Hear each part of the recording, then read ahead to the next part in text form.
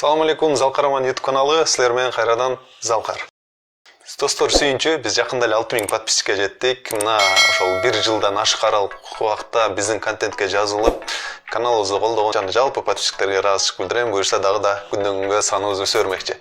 Биздин каналдын аягына чейин уксаңыздар, абдан сонун кызык болот. Жана Германияда жашаган мекендештер силер үчүн дагы абдан бир пайдалуу видео болмокчу. Идеалдуу өлкө жок. Ар бир өлкөнүн терс жактары болот. Мисалы, ошол эле Америкада болсун, Японияда болсун, же болсо Англияда, ошол эле Германияда болсун, өлкөнүн терс жактары болот. Бул Кыргызстанда жүргөндөр көп эле мындай бир ушундай ойдо болот. Башка бир өлкөнү идеалдуу элестете беребиз да. Бирок ал жерге барып жашамай сайын ал өлкөнүн кандай экенин билбейсиң, чындыгында. Ошондуктан мен чечтим, мындан ары ушундай бир терс көрүнүштөр болсо, анан дагы айтып силерге бөлүшүп турайын дедим. Мындай адамдарда ожидание, реальность болбош үчүн, себеби башкача бир нерсени элестетип келип алып, анан келгенде реальностьти көрүп, мындай бир шок болбосун деп. Ошондуктан ушул окуяны силерге айтып бермекчимин. Кандай жыйынтык чыгарасыздар, алар ар бир адамдын жеке чечими. Достор, айтып коеюн, мен бул окуя мен бир өлкөнү жамандагым же башка нерсе кылгым келген жок. Болгону ушундай бир күнүмдүк турмушта болгон окуя башкаларга да пайдасы тиет. Ошол максатта силерге бөлүшүп атам. Кеттик анда. Чет өлкөдө жүргөндө ар бир эле мекендешибиздин башынан кызыктуу бир окуялар өтөт, алар эсте калат да. Мына ошондой окуялар менде да көп болот. Ошондой окуялардын дагы бирөөсү жакында эле башыман өттү. Мына ошол окуяны айтып бермекчимин. Жакында эле биз жашаган региондо поезддин айдоочулары жумуш таштады. Бул бир 10 күнгө созулду. Биз ошол убакта мындай автобус, же болсо троллейбус, же такси менен жүргөнгө мажбур болуп калдык. Бир күн мен дагы бир өзүмдөн алыс бир жерге барышым керек болчу. Ошол жерге такси чакырдым. Такси мен айткан убакта келди. Эми таксиге кирерде маска менен киресиң. Мен киргенде ошол бир степ вагонда 7 месталык эң арткы местада орун бар экен эле, ошол жака өт деди. Артына барып отурдум. Отургандан кийин эле өзүмдү бир убакта бир жаман сезе баштадым. Артынан бир жыт келип атты. Бул бензиндин жытуу же солярка, ушул бир жыт келип атты. Бир аз жүрдү, анан эле ага чейин мен тамак жегем, тамак жеп чыккам, ошол бир майлуу тамак жегем. Ошол жытка билбейм, мындай өзүм жаман сезип, уже терлер чыга баштады, пешенелерден терлер чыга баштады. Анан эми беркин мындай ойлодум, мындай токтоп кетет депчи, булчу басылып калат аз кичине жүргөндөн кийин. Жок, кандай болгон жок. Такси жүрүп атканда бир мындай жерлер бар болчу, чуңкур, мындай дөң жерлерчи, ошондой жерлерден өтүп атып, да эле мындай күчөп кетип атты да. Анан эле жолдон барат токтоду, дагы бир жүргүнчүнү алды, анда отургузду жанына. Отургузуп баратабыз, бир маалда эле ушундай өзүм жоготуп баштадым. Бир убакта өзүм ушунчалык жаман сезип баштадым, башым айланып, терлер чыгып, көңүлүм айланып, терлер чыгып, мисалчы дем ала албай ушундай кыйналып кеттим. Анан бул нерсени жиркенбей эле мына ошол жерде автомат түрдө кусуу үрдүм.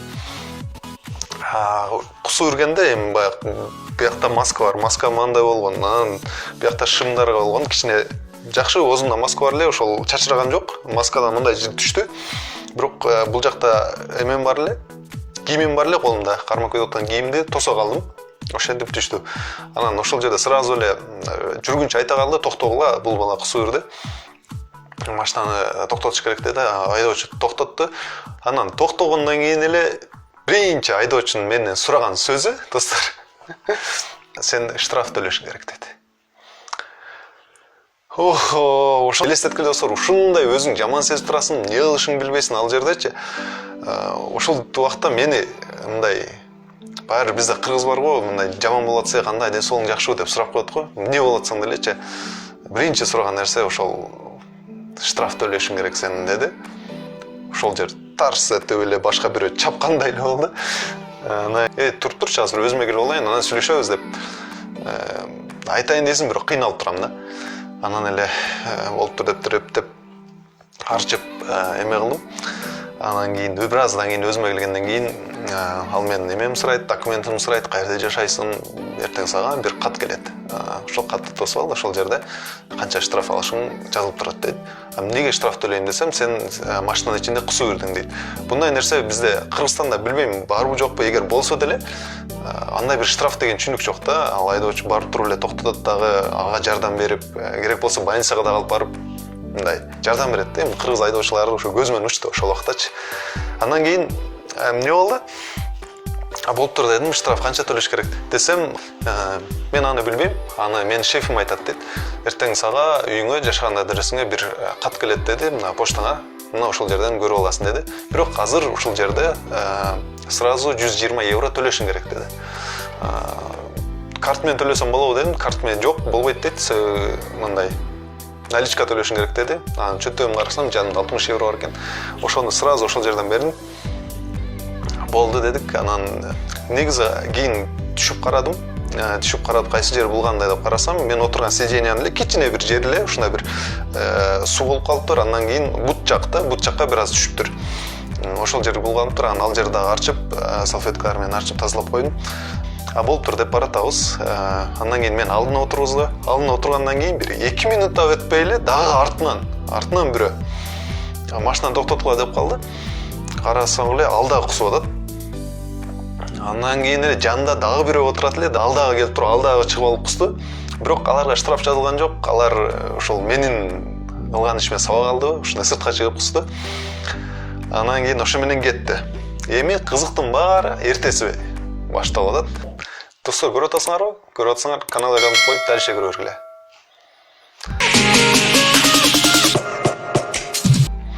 Эртеси үйдө отурсам, айткандай эле саат 11-ге жетпей эле поштадан кат келди.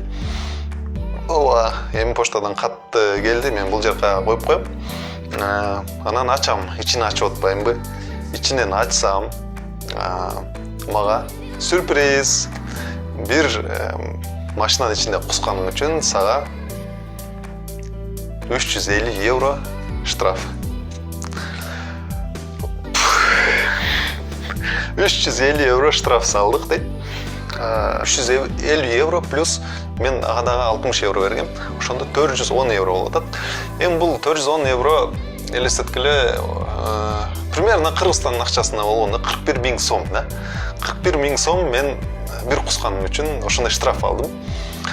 Мен бул нерсени чындыгында билген эмесмин. Кускандан кийин билдим ушундай штраф келерин. Себеби башыман да өткөн эмес. Бул Германияда албетте штраф алгам, башка бир нерселерге алгам, бирок мындай чоң суммадагы штрафты биринчи жолу алышым жашоомдо. Эмне кылышымды билбей калдым, чындап.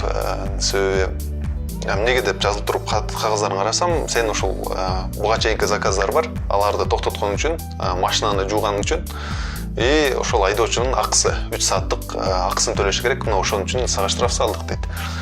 Хорошо, бирок 410 евро бул абдан эле көп да, чоң суммадагы. Себеби бул жерде машинасы да канчалык булганган эмес, бирок ал катта жазылганына караганда сен үстүн булгапсың, буякта айнектерди булгапсың, дагы сиденьяны полностью булгапсың, арткы сиденьянын ылдый уже болбой калыптыр деп ушундай да, ушундай жазылган. Анан эмне достор, адам кайсы убакта мындай кусуу ишин билбейт да, бул нерсе оору айттырбай келет го. Буга чейин такыр куспайт болчумун, себеби бирөөм ошол убакта өзүм жаман сездим, ушундай бир мындай случайность болуп кетти. Эми болуптур дедик, эми 410 еврону төлөшүң керек. Эми Германияда мындай да штрафты төлөсөң ал көбөйө берет. Ошондуктан канчалык тез төлөсөң ошончолук өзүңө жакшы. Хорошо, бул теманы жабып туралы. Андан кийин бул эми мен башыман өткөн окуя. Бул нерсени жаман деген жокмун. Бул жакта бир мыйзам иштегенин белгиси. Ошондуктан бир мамлекетинде иреттүүлүк бар, адамдарда ошондой жашоосунда бир безопасность деген бар, коопсуздук бар, жакшы жүрө алат, милицияларга ишене алат. Же болбосо мыйзам иштегенди үчүн баардыгы ошол мыйзамды сакташат. Ушундай эме бар. Анан адамдардын да бир корккону ошол штраф алып калуудан коркушат. Эми кайсы өлкөдө жашап атсаң, сен ошол өлкөнүн мыйзамдарына баш ийесиң. Башка айлам жок. Эгер мындай мыйзамдарына баш ийбесең, штраф аласың, же болбосо өзүнчө бир жазалары бар да эми. Бул нерсени мен жаман деп айткан жокмун. Просто чет өлкөдө биздин жашап аткан, мисалы Германияда жердештерим көрүп атса, силер дагы эс алып койгула. Эгер машинада баратсаңар, өзүңөрдү жаман сезип атсаңар, ошол жерде эле таксистке айтып, токто, мен азыр кусушум керек, же болбосо өзүм жаман сезип атам деп туруп, ошентип кылгыла. Эгер кылбасаңар, мага окшоп мындай штраф алып калышыңар толук мүмкүн.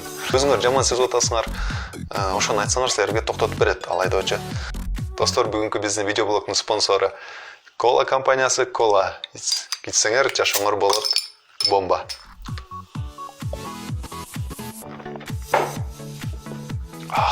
Ойлоп атасыздар да, ал акчаны эмне кылды, төлөдү, эмне болду депчи. Достор, мен ал штрафты албетте төлөдүм. Бирок анчалык суммада эмес. Бир жакшы адамдардын жардамы менен биз ал проблеманы да чечтик. Ушул убакыттан пайдаланып, ошол жакшы адамга ыраазычылык билдирип кетмекчимин. Чоң рахмат сизге. Мен бир гана мага эмес, сахнанын артында көптөгөн адамдарга дагы жардам берип жүрөт. Чоң рахмат сизге. Эми достор, бул видео мен эмнени айткым келди?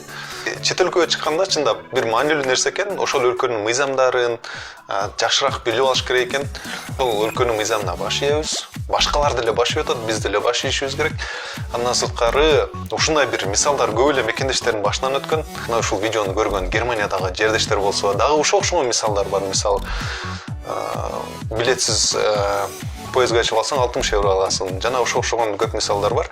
Эгер башыңардан өткөн окуя болсо, комментарийге калтырып койсоңор болот. Сураныч достор, башкаларга да жардам болсун. Германиядан болсун, Европанын башка өлкөлөрүнөн көрүп аткан мекендештер, Америкадан болсун, Турция, айрыкча Россия, ошол жакта көптөгөн мекендештерибиз бар. Андан сырткары Япония, Корея, дагы башка өлкөлөрдө кыргыз мекендештер болсо, комментарийге жөн эле жазып койгула, себеби окуп башкалар үчүн жардам болсун. Мен дагы ойлойм, бул өзүмдүн башымдан өткөн окуя башкалардын жардам берет деп ойлойм, ошондуктан бөлүштүм. Көп сүйлөдүм. Достор, жакшы тургула. Эгер видеону жакса, достор, бөлүшүп койгула.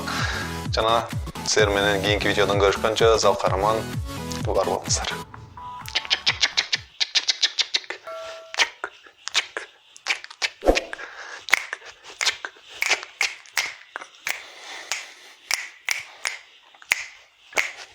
Кийинки видеодон көрүшкөнчө, саламатта туруңуздар.